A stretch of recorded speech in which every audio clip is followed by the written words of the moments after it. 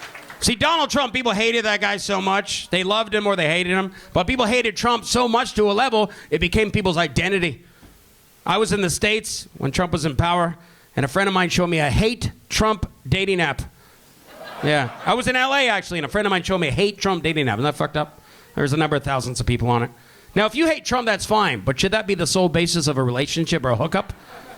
It's like, you hate Trump? I hate Trump. We matched. Do we have anything else in common? No, that's it. Is that good enough for you? Yeah, it's good enough for me.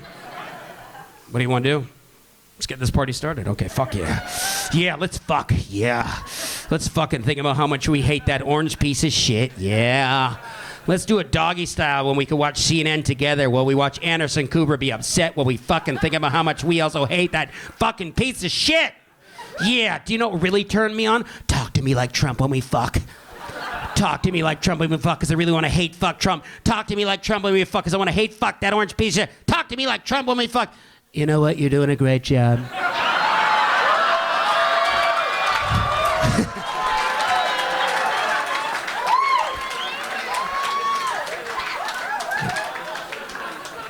You're doing a tremendous job, a great job. You're tapping it great. You're tapping it great. In the words of Cardi B, I have a wet ass pussy. It's tremendously wet. It's tremendously wet. The mainstream media won't report it though, and that's a shame.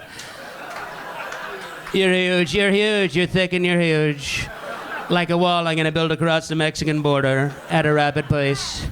I wasn't gonna say it, but I am gonna say it. I'm gonna come.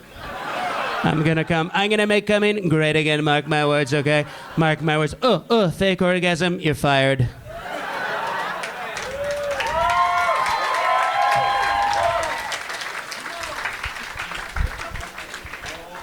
I'm glad you guys laughed at that because I did that joke in Northern Alabama. Didn't get the same reaction. What the hell you trying to say, boy? Man, it is so great to be out of Canada and performing for full crowds again. You have no idea how great it is to be here. Enjoy the rest of the show. I'm Byron Bertram. Come say hi.